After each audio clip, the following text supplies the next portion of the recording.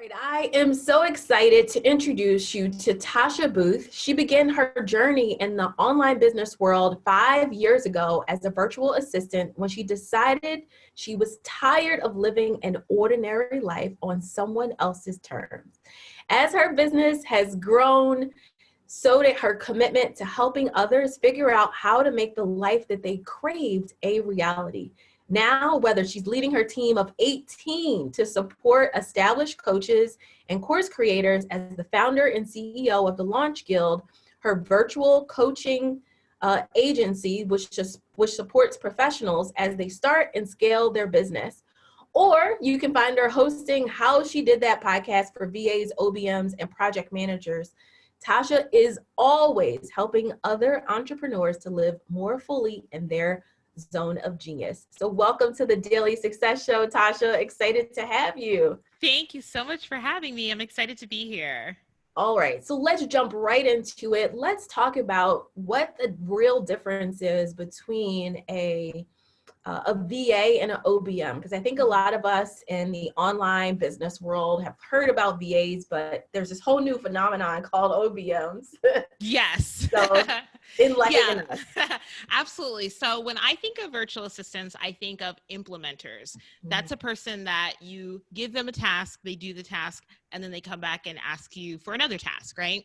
When you think about online business manager, you want to think about it kind of in the same terms as like a regular business manager in a brick and mortar business. They're still doing, but they're also managing a lot of things. They're doing a lot of the higher end pieces of the business to make sure that the business as a whole is functioning and running well.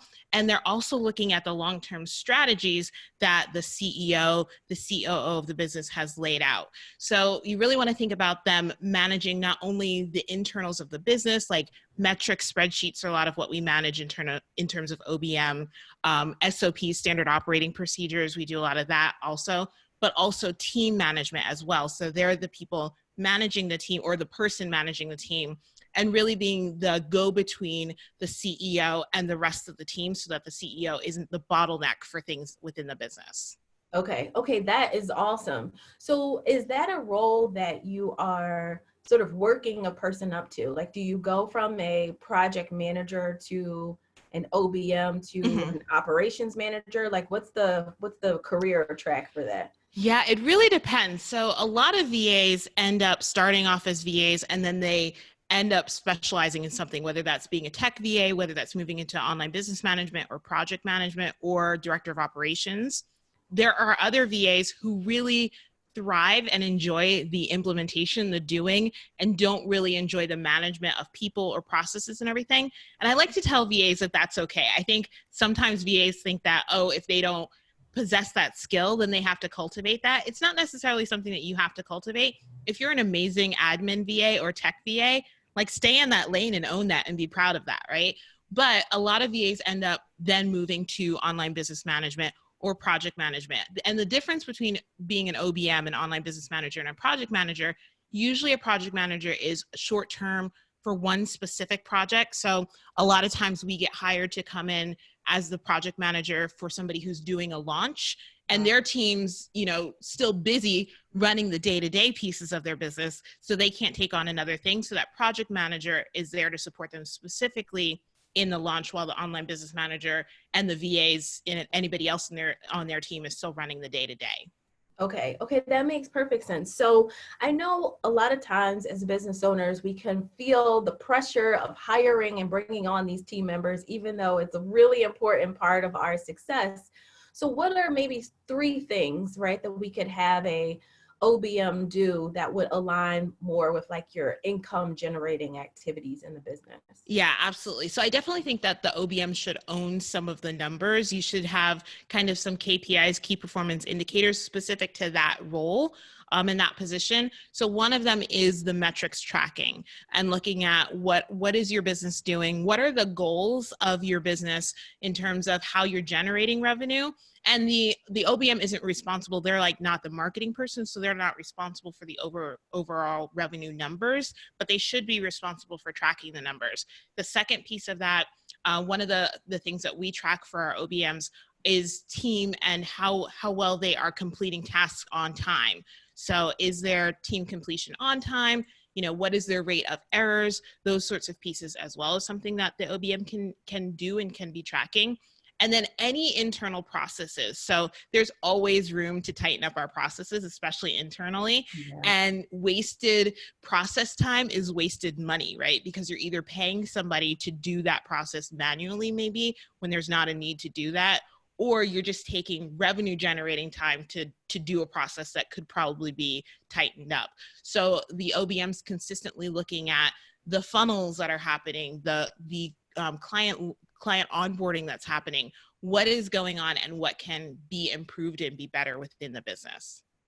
Okay, that makes perfect sense. Tell us about the process of hiring your team, because you're at 18 people right now. I know. Yeah, so like who are your first, second hires? How did you think about that? Walk us through what your team growth process was like. Yeah, so I'm always honest in the fact that I think my first 3 hires were exactly the opposite of what I teach now in terms of hiring.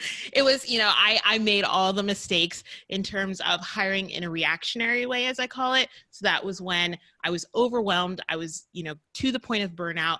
I was overworked. And I was just like, I need to hire somebody today. And so I didn't take the time to find the right person with the right skill set for what I needed. I just hired somebody who was available within the 24 hours that I needed. You're like, warm body, go. Yeah, warm body. Exactly. And then I also didn't help train them or really, onboard them into the Launch Guild way of doing things. So that set them up for failure, because even if they tried, they were like, I don't really know how you want this done, and it set me up for failure too.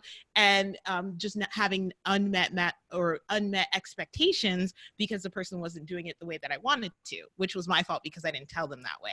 So I have learned a lot since then. And now we actually have a 3-part hiring system.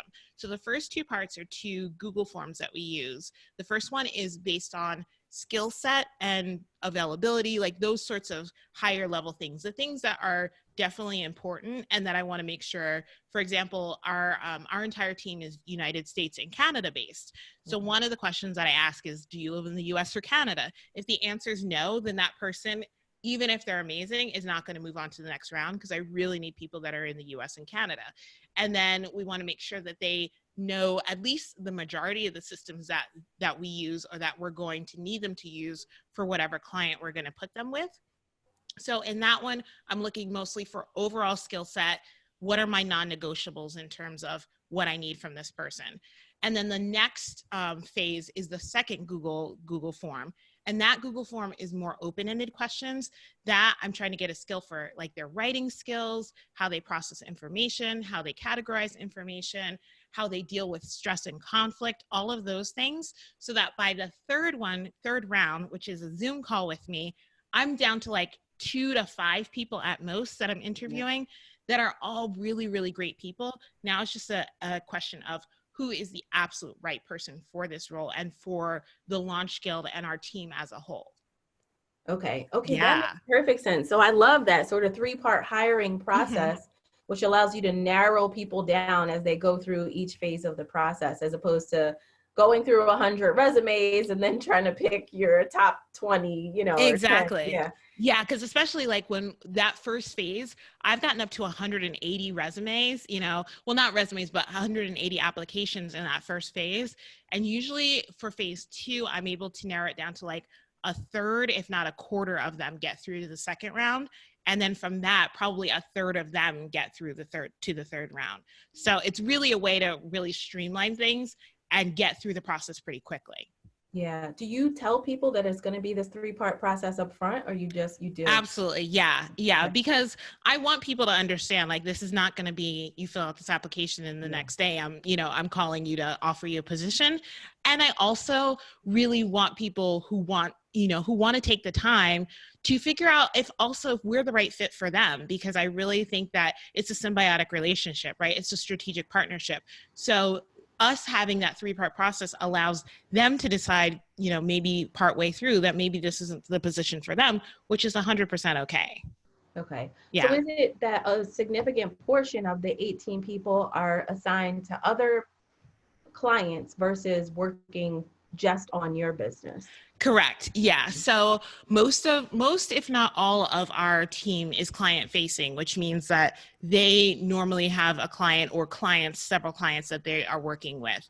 Jayla Ray is my director of operations. She's full-time and she's the only one. She's still client facing because she contacts the clients and she does all the onboarding and everything, but she doesn't work directly with any of our clients. Like she's not, assigned to any of their projects specifically.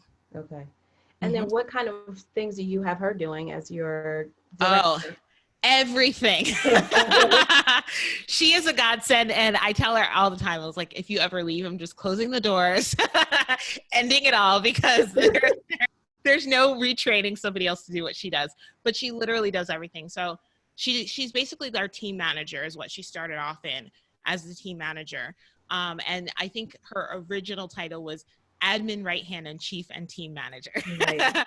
So, and she does client onboarding. She double checks my inbox because I'm terrible with email. So I'll see an email, I'll read it, I'll think about answering it, and then like it'll be a week later and I haven't answered it.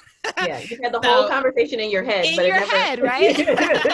So she's my double check now in terms of like, hey, did you actually answer that person? Right. That sort of thing.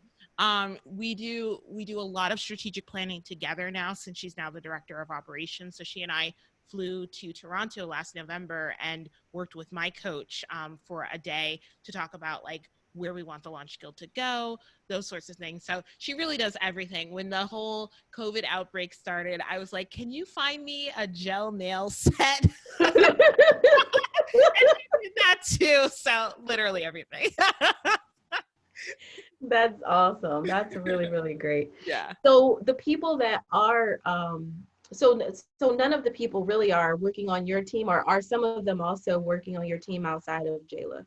Yes, correct. So there is Archie also, who's kind of, Jayla Ray and I share her in terms of virtual support. So okay. Archie does a lot of the support for Jayla Ray. We'll create SOPs once Jayla Ray has like basically laid them out in a, in a Loom video or something like that. So Archie's super instrumental in that too.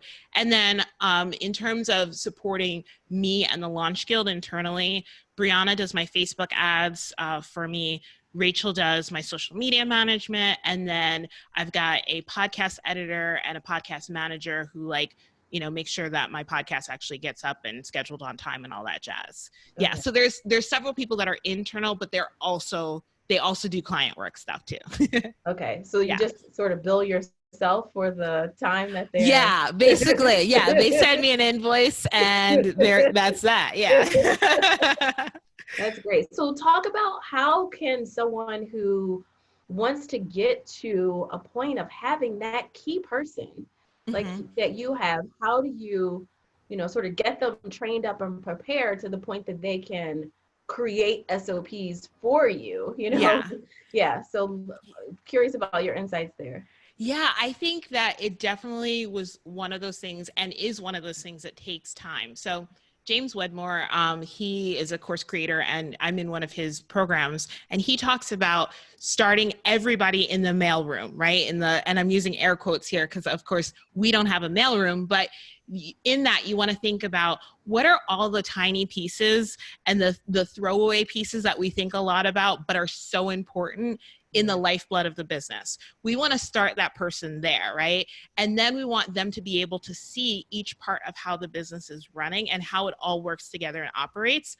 For example, I think that a lot of times we don't think about how difficult inbox management is. We think like, oh, anybody can do that. But inbox management is about dealing with people. It's about customer service, right? Mm-hmm. So if Jayla Ray, or even if I as a virtual assistant a long time ago hadn't had the experience of like dealing with people in inbox and everything, then we might not have the empathy that we do for our VAs that are in inboxes and stuff like that. So I think having Jayla Ray start off as I think we started off as like 5 hours a week, and that quickly grew to like 7 hours and then 10 hours.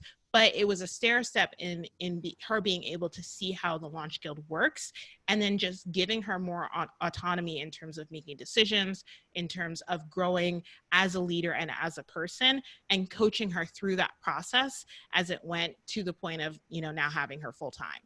Yeah. I love that you said you can sort of just start with a couple of hours. It doesn't have to be. I think there's this fear about growing the team because of, the fixed costs in some Right. cases, right, associated with having a team. But it's really important to look at this as an investment in your business. And like you said, it could just be a few hours a week and be able to ramp up the person as needed. So I love that you said that. Yeah, absolutely. I know so many VAs that have 5 hour a month packages, that's an hour and 25 minutes a week. And I think that a lot of people wait too long to hire their first VA because of what you mentioned. They're afraid of the investment. They're afraid of the month after month cost. And I totally get that. But I also want those people to start thinking about the return on their time. And if you can free up just that hour and 25 minutes a week, like what if you got, if you were a coach, what if you were able to get another coaching client in that? I guarantee you that coaching client is probably paying you more than the 20 or even 40 hours, $40 an hour that you would be paying that VA to do the same task. Yeah. So if you can free that time up for yourself, put another coaching client in there, you've already made a return on your investment. Absolutely. And I'm curious what your perspective on this, but one of the biggest things that I've found in growing my team is it really forced me to step into the CEO role in a way that I just didn't have to do as a solo entrepreneur. So I had to think about, okay, I need to pay people, Yes. like on a specific day, like that has to happen, no fail. I need to be thinking in advance about what projects need to be accomplished, weeks, months in advance, so that the teams and all of that is planned out, so that the team knows what's coming. So I'm curious what kind of, ways that it helped grow you and your CEO role by being able to onboard a team. Absolutely. I love this question, first of all. And I think that really stepping into my CEO role has been the hardest and biggest lesson in all of this, and also hardest and biggest blessing. Like being a leader is not something, maybe some of us are born with more leadership qualities than others, but I don't think it's something that you're completely born with. You have to learn it, and it's, getting the right mentorship and coaching. It's making sure that you're having hard conversations and realizing and accepting when maybe you could have done it a better way or something. So I think in terms of team and leadership, one of the big things is that I'm what's called a quick start. So I don't know if you know Colby A. It's one of the, Yeah, absolutely, with the term quick start. Yeah. So what that means for me is, so Colby A basically has a 1 to 9, like on any scale. That there's 4 sections, and there's a 1 to 9 on any scale. And within a quick start, I'm an 8 out of a 9, right? So that means that I take action very quickly and without thinking like about the consequences. Like I will basically jump without the parachute and be like, I'll figure it out as I go, which has been great for my business. And a lot of CEOs are quick starts, because if we think about all of the what ifs, we're never going to take action. We're never going to make decisions. So it's a great thing. But when you have a team, you have to stop and say, okay, what does the team have the capacity for right now? Like, who is on vacation? What other projects do we have? And so it's really helped slow me down and think, is this something that really needs to be implemented on right now? Or is this something that I need to put in like let's do this in Q3, So I think that alone has really helped grow me as a leader in thinking about not just what I want, but what is best for the Launch Guild and what is best for our team. I think you made me think of, like, I just was having a conversation with my team this week in our meeting, and we were just talking about like the speed of work. Like when I was in corporate, I worked at a national retail company. When you walked into the office, there was a big sign that hung over the CEO's desk. They sat in the middle of like the hallway. Yeah, it was intense. What? And the sign said, "Speed is life." Mm. And that was the way of being. And I think that the other thing is it helps you to figure out is like, you might be willing to, get up super early or stay up late or put in the extra hours to make sure that something gets done that needs to happen. And you have to consider, well, I don't expect my team to like, work in an unsustainable way. So it's also figuring out like how to pace the work. Exactly. Yeah. So what kind of tricks and tips do you have there that you might have learned in terms of pacing the work with your team? Yeah. So I've definitely learned that before I put due dates into things in Asana, I need to check in with them and say like, hey, so this is the project. This is the date that I would like to have this done by or started by. How does this feel for you? You know, and bringing them into that conversation instead of just like, so this is what we're doing and we're going to start it tomorrow, you know? Right. Because it never goes well. I think even in terms of our clients and how I am super hugely protective of my team and their time and holding boundaries for my team towards our clients, that's become even more important for me. Because I tell my team all the time, like, if a client is stressing you out, please let me know. Because not that I want to drop clients all the time, but like, I will always be in your corner for things, you know?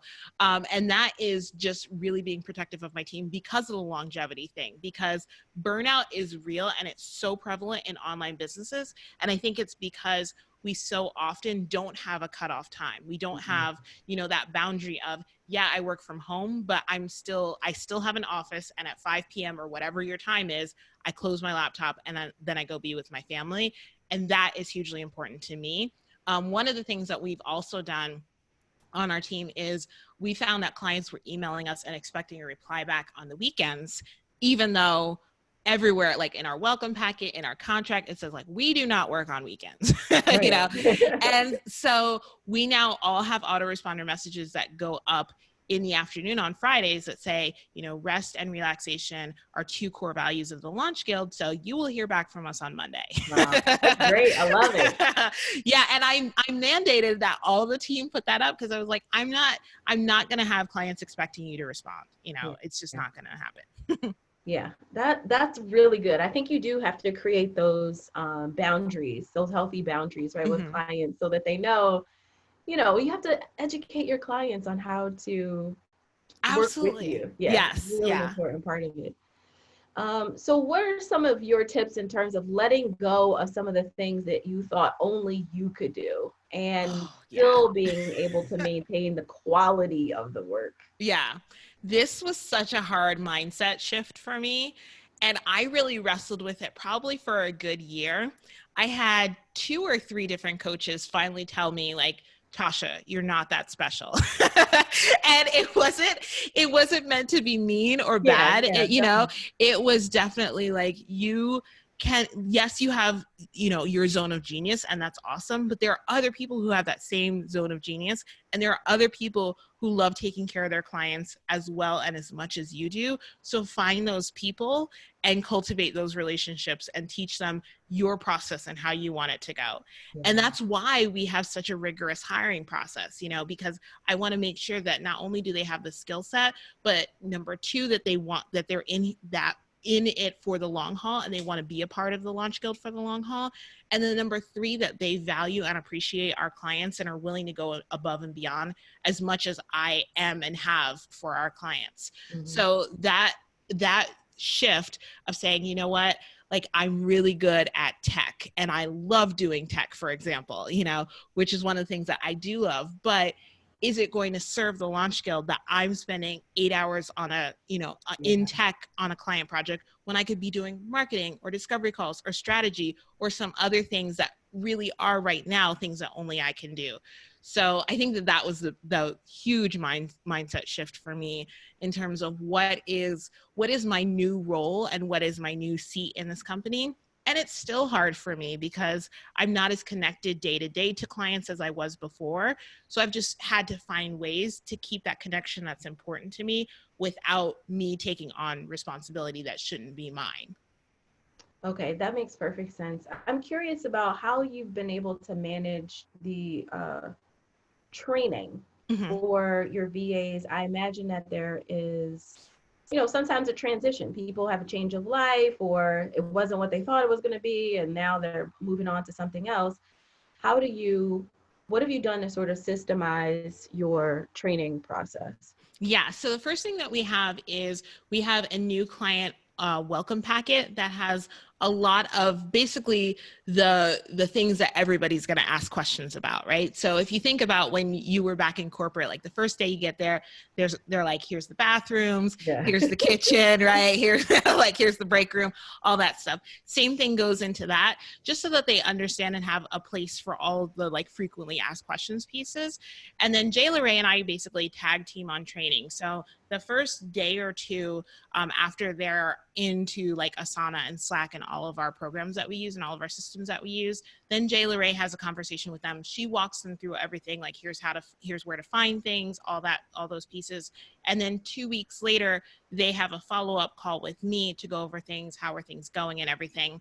One of the other things that we are currently building out is actually a training hub with like actual modules. So it's kind of like a mini course within Kartra of here's how, we build Asana project plans, and then asking them to now go create, a template Asana project plan or a sample Asana project plan. Here are the parameters and everything. And then once you're done, tag me and Jayla Ray on it so we can give you feedback. So that's still in the works, but that's one of the ways that we are working to train our team. When we have a team overlap in terms of somebody leaving and somebody new coming onto a team or to a client project, we normally try to at least have 2 weeks of them shadowing the person, and then another week or two of them doing it and the person that's leaving shadowing them and giving them feedback, and then they go and fly on their own. So we really try to make it so that we're proactive in the hiring, so that we always have somebody in the wings for the eventuality of somebody, potentially leaving. Okay, that's really good. So are you also cross-training team members so that people can do multiple jobs So we really don't cross-train all that much, because I think one of the things that is unique about the Launch Guild is that we're big on hiring experts in their specific niche or field. We do have enough SOPs that if like somebody got into a bind and needed somebody's help, they could go find the SOP and that person could like help them out and stuff. But what is really important to me is like the tech VAs are amazing at tech, and the admin VAs are amazing at admin, and the Facebook ads manager is amazing at Facebook ads, So we haven't done that much cross training, but we do have a system for if somebody's like out for more than 2 days, we'll make sure that there's somebody in that position who can step in and support the client or clients while they're out. Okay. I like that process really helps eliminate the downtime that can happen. Yeah. In the transition, I definitely had that experience last year. We had a team member who had a change of life. And so she was, moving on. She was amazing when she was on the team, but it's like, okay, now we got to figure out how do we replace that skill on the team. And it really just took a while before we got to the right person. I mean, we went through maybe 2 hires that didn't work out before we got to the right person. And it's like, it just created like a lag. This was a designer for us. So it just really created a lag in being able to get some of our design stuff, processed. And we've been through the same thing too in the past where, I vividly remember one time where I had an amazing discovery call with somebody. They needed a VA for 20 hours a week. And I was like, okay, awesome. And I get off the call and I'm like, Jayla Ray, we have to hire somebody like right this second, and like I hate that feeling of we can't grow because we don't have the right person in right now. So that's why we've been so proactive about a couple times a year now. We have basically big hiring things where we'll hire 4 or 5 people. And we'll be like, you know what, this feels uncomfortable right now because we don't have the client capacity for them right now, but we know that it's coming. And if we wait for the client capacity to be there, then we're going to have waited too late. Yeah. How do you get your team members to make sure that they get projects done on time? So one of the things that I hear a lot of entrepreneurs talking about, and I feel like this is a big movement right now in online business, is people are talking about hiring full-time people over having VAs or part-time people because they're more committed, right, to be able to get things done. So I'm curious as what your perspective on that is, and then how do you ensure that your VAs are actually getting these projects done on time? Yeah, absolutely. So I do think that in most businesses, there comes a tipping point where it makes sense to start hiring employees. And I definitely got to that point in my business, which is why Jayla Ray is full-time. one of our next VAs is probably going to be a part-time employee status person. And there is a point, like for me and Jay Lorraine, there came a point where, first of all, she was usually doing probably at least 25 hours a week within the Launch Guild anyway, sometimes up to 40 hours a week. And so it wasn't that big of a leap to just be like, okay, let's just take you full time, you know? Right. So, and it was that she was stepping into such a key position that it made sense for her to become full time in it. But I think for most people, that's a huge commitment. That's even another layer of anxiety of like, oh, I have to pay this person every week, you know, kind of thing. And I have to pay taxes and all that stuff on them. So that's another level of commitment that most newer entrepreneurs probably within their first 3 or 4 years aren't ready for. And that's okay. So I think having a conversation with your VA ahead of time about what the expectations are, and making sure you both agree on due dates. So, you know, just like I said, like I can't go and put a random due date up and just expect that they're gonna be able to do that. You want to make sure that you're having a conversation about due dates. The other thing that we did early last year, is basically changed up our org chart, our organizational chart, and said, what do we want our business to look like so that I can remove myself from it, so that I'm not the person overseeing like due dates and stuff and making sure that things are accomplished. And Jay Lorraine shouldn't be that person for each client either, right? So what we have now are like mini teams, basically. We have an OBM for each client that is then responsible for a couple of the VAs for that client or those clients. And then they send out, they're in touch with the VAs like all day, every day, basically. They send out an end of week report every Friday, letting the client know what got done, any questions that we have, what's coming up for the following week. And that's really helped, number one, to have accountability in terms of due dates and everything. And number two, to streamline communication so that the client knows exactly what's happening and where they can go if they have questions about things. Yeah, that's really good. I like how you created a, you know, it's what I would call like a self-managed team, you know, yeah. like managers within the managers so that they can kind of be able to get things done a little bit better. One of the things I have to admit, even me, I have found the challenge. I 100% agree. It's so important to have people jointly commit, right, to deadlines. But there can be a little bit of nervousness. And, you know, I have to admit, even recently, I had the experience where I was talking to a team member about deadlines. And I was like, okay, when do you think you could reasonably get this done? And, you know, whatever, maybe I was hoping for Tuesday and she said Thursday. And part of me was like, are you sure? Like, like, did you really actually get it done on Tuesday? You know, so, I mean, what suggestions do you have about that when you are, and maybe it has more to do with the longer term, you know, project timeline versus that immediate task? Yeah, I think like immediate tasks are hard for VAs who have other clients because it feels immediate to us as the business owner, right?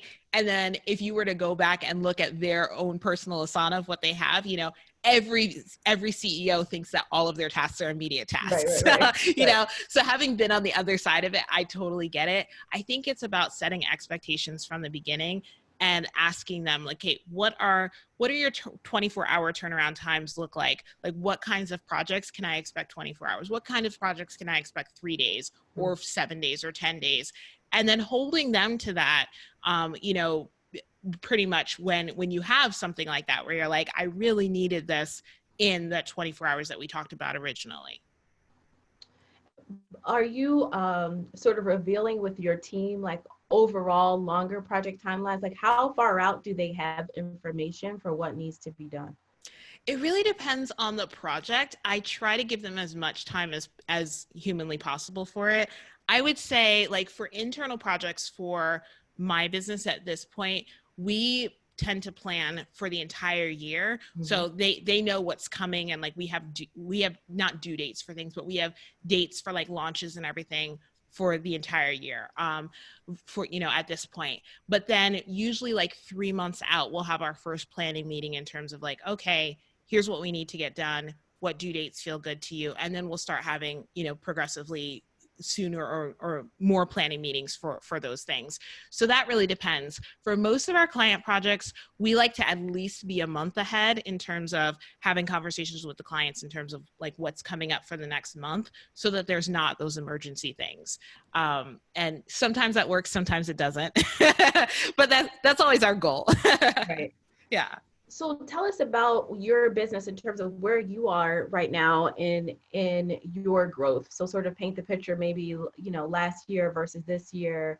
What Yeah. have been some big shifts in your business, and how have you been able to grow and leverage, you know, sort of what you're doing for others internally? Yeah, so 2018 was a huge growth year for us. I think we ended the year at 275,000 in revenue, which was a huge goal. Our goal was 300,000. And I was like, you know what? That's close enough. I'm Yeah, good. that's I'm good. And I think one of the big things in 2018 was the fact that I was finally able to start stepping out. Or sorry, 2019. I was like 2018. 2019. That was last year. So one of the big goals in 2019 was that I was able to step out of the day-to-day so that I could focus more on the coaching and course side of the Launch Guild, which I call the Tasha Booth side of things, because I have like 2 websites now for it and everything. So when I was able to do that, I was finally able to really focus on marketing for that, on creating some new courses and new projects within the Tasha Booth, the coaching side of things. And that really grew that side of the business. So our goal for this year is to continue in that momentum. We launched for the first time Built to Profit, which is my course for new and aspiring virtual assistants. So we launched that for the first time, I think last September/October, and that's done phenomenally well. And we were able to relaunch that early March of this year, and then we'll do another launch of that later in the year. But that's been one of our kind of flagship programs. And without me being able to really step into the CEO role, look at my business in terms of what are my goals or what are the launch goals overall, you know, Launch Guild goals overall, that would have never been able to happen. So this year, our overall revenue goal is $500,000 for this year. And thank you. And it felt so scary when I started saying that number out loud, probably like 6 months into last year. And I was like, I need to say it out loud because it scares the crap out of me right now, you know? And so the more I say it out loud, the more it's going to become real and a reality. And then when we sat down and figured out like, how does this actually work? We were like, actually, that's not that hard. You know, like it feels hard in the moment, but I think it's very, very doable. So talk us through that. How are you thinking about how to back into, like, you know, all right, this is what I did the year before. I want to get to 500K. Mm-hmm. How are you, you know, backing into that number? What sort of tips or nuggets could you share? Yeah. So I'm thinking in terms of, with both sides of the business, what does each side of the business need to do in order to hit that goal? So right now, the Launch Guild needs to hit 350,000 for the year. And then the Tasha Booth side needs to hit 150,000 for the year. So I want to think about those. And even, so our bookkeeper goes in and does our books weekly. And I asked her to separate that out so that we can see, you know, is one over what they should be producing for the year, is one under what they should be producing for the year. And then when we laid out what our launches look like, we laid out, okay, in order to hit these numbers, what do each of our launches have to hit?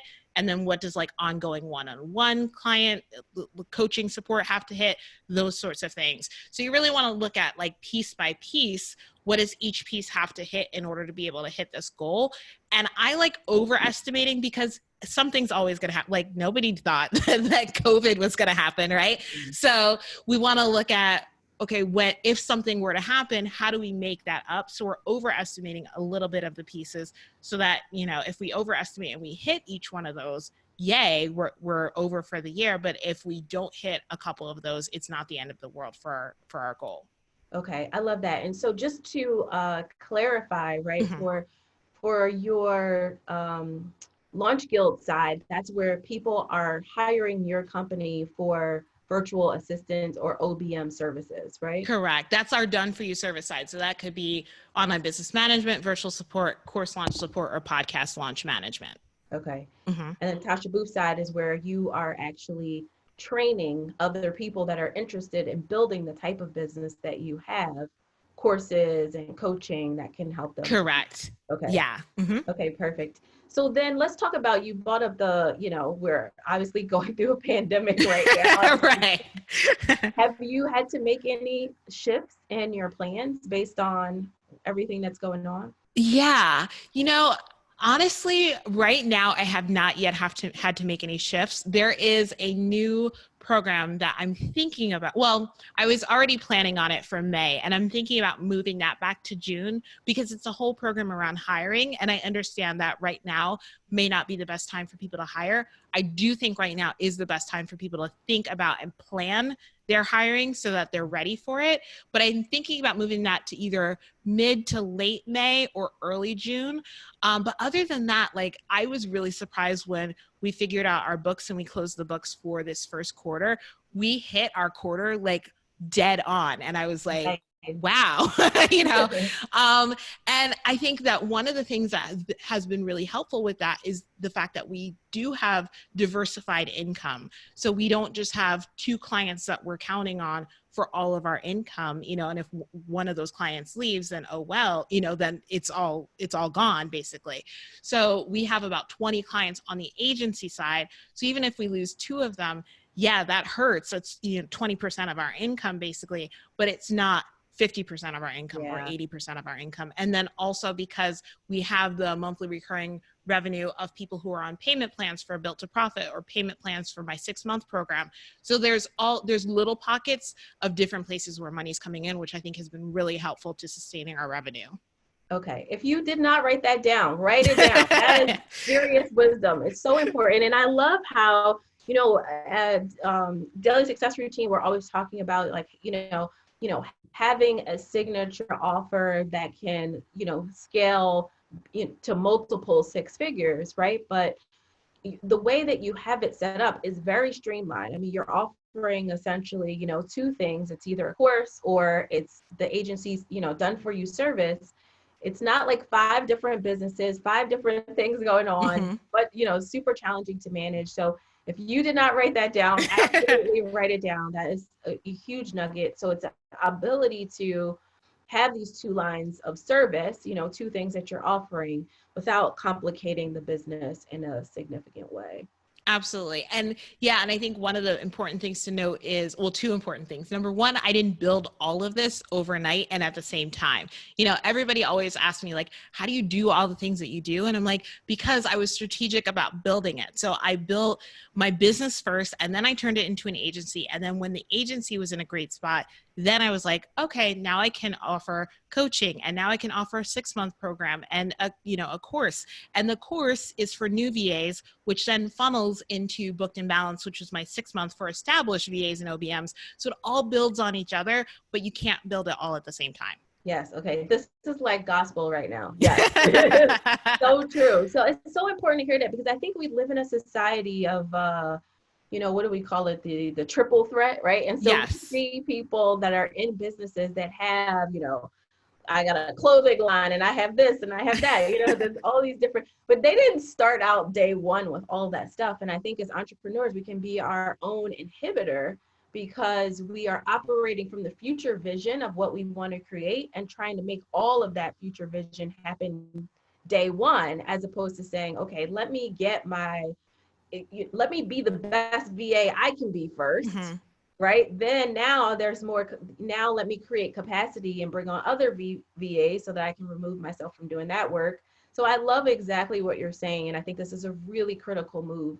So let's go back to the KPIs for a second. As you talked about being able to really hit your goals this year, what are some of the things that you are specifically tracking for your business to make sure you're staying on target for your numbers? Yeah, so definitely new leads in terms of both the Launch Guild side and the Tasha Booth side of things. I want to make sure that I'm always cultivating a new pipeline of people that are coming in and that are interested in our services.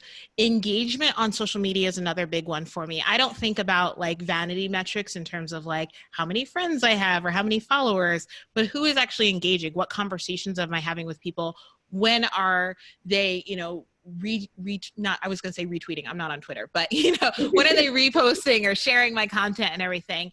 And when are they responding back? That's the kind of content that gets to that lead generation piece of it. I also look at revenue and expenses. Mm-hmm. So where are my expenses? Because it's great when your revenue line is up. It's even better when your profit line is up. Yeah, right? So we want to make sure that we're constantly decreasing our expenses, increasing our profit, and increasing our revenue number.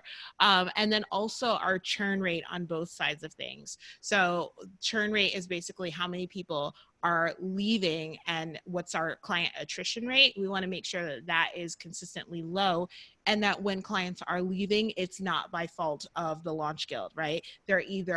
They've grown into a different season in their business, or they're moving in a different direction or whatever, but we want to make sure that they're not leaving because of something that we could have done better or prevented. And if that's the case, we want to improve that too. So we look at like client satisfaction or client happiness rate, those sorts of things as well. Yeah, that's great. And what are your favorite things right now in terms of bringing in new leads? Like, what's the marketing stuff that's lighting you up personally? Yeah, I love Instagram stories. So yeah, I just love being on Instagram stories. I love having conversations, even like, I've been talking about doing my nails and how I'm doing DIY nail stuff and how I'm doing DIY lash, fills and stuff like that. And it's stuff that's relatable to people, but it starts conversations. Yeah. And then once you can start the conversation, you figure out the commonalities and you figure out like their current pain points in their business. And then you can have deeper conversations. And lately there's been so many people who have come to us out of seeing me on Instagram or seeing me in other places on social media. So that's definitely one. Number two, networking events and live events especially has always been part of my strategy. Of course, we can't do that right in the second because we're in a pandemic, but I'm still trying to connect with people via virtual coffee chats and Zoom calls and those sorts of things. So really figuring out those connection points, because people want to work with people that they like.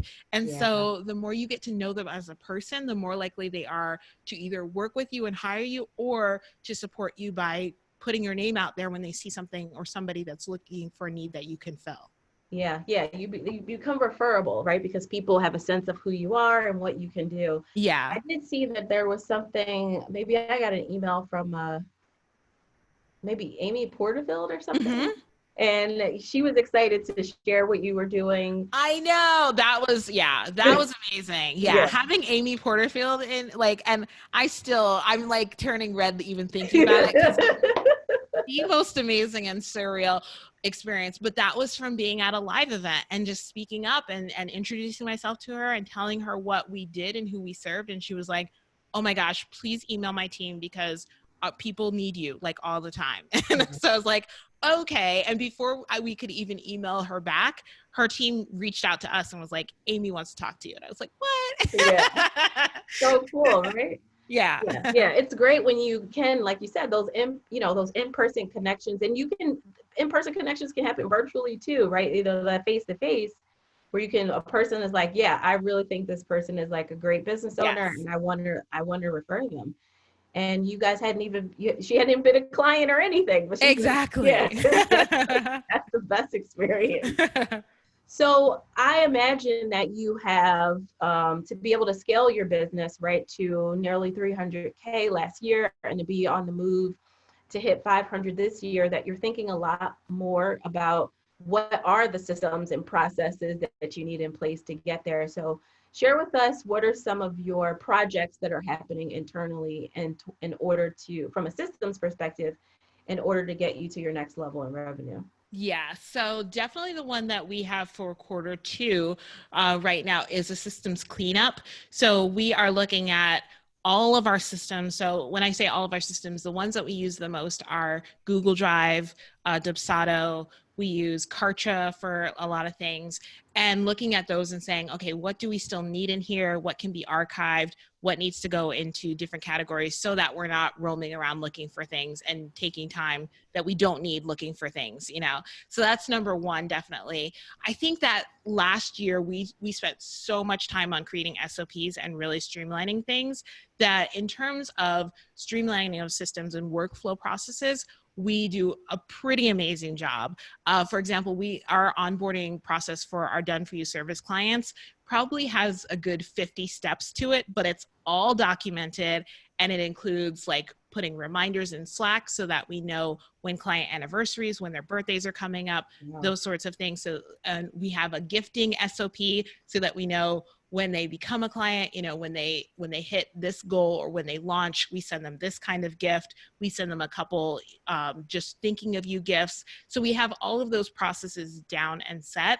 I think that the next thing in terms of the Tasha Booth side of things is going to be turning Built to Profit evergreen. So making the course be available all the time within different funnels within the business. So definitely we'll probably spend a lot of time in Q2 and Q3, really streamlining our funnel process and making sure that it's as tight as it can be, so that we're really getting quality leads and then, building them up, raising them up to students and clients.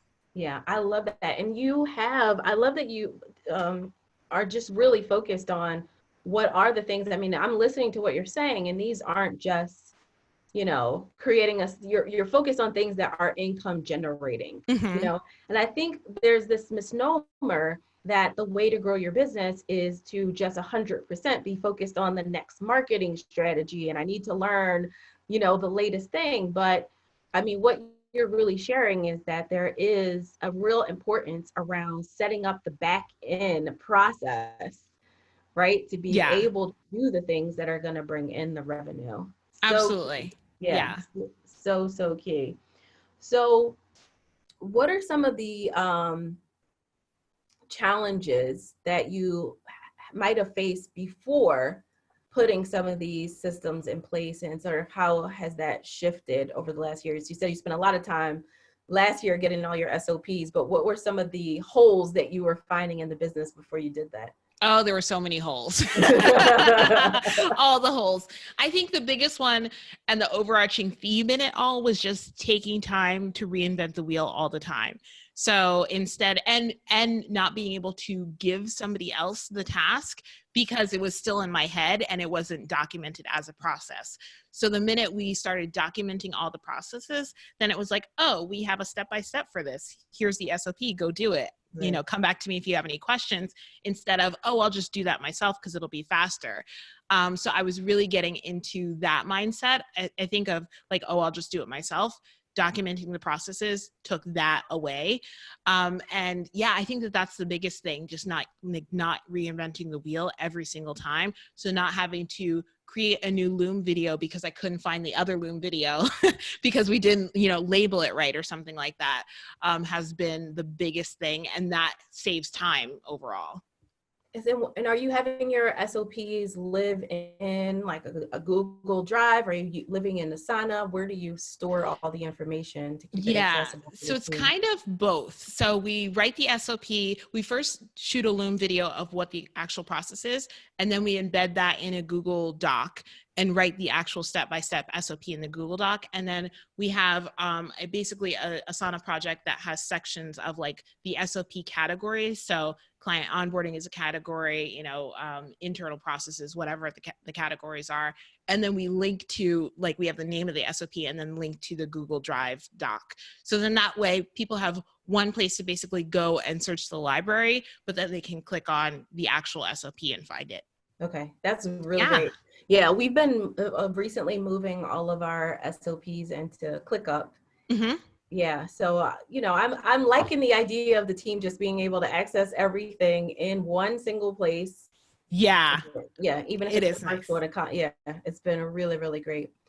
Okay, awesome. I just want to hear, as we wrap up, what are your suggestions for service-based business owners, online business owners that are looking to scale? What are the critical systems that you would recommend if they're like, okay, Jamila, this all sounds great. Where do I actually begin? Or they're saying, Tasha, actually, I'm not on the hook this time. You're on the hook this time. They're saying, Tasha, this all sounds great. Where do I get started in terms of my systems and my team if I really want to make sure I can move forward this year and make it awesome? Yeah. So I think number one, SOPs definitely. And number two, having a clear vision, and making sure that you are working on, I would say when you're first starting out to scale, working on one big rock per quarter. So big rock is like, what is that overarching goal that we have this quarter? The other advice, and this isn't really a systems thing, but something you said a while ago made me think of this. But my other advice is, don't do one thing and launch one program once and then throw it away if it's not like, oh, I didn't make $100 million. Right.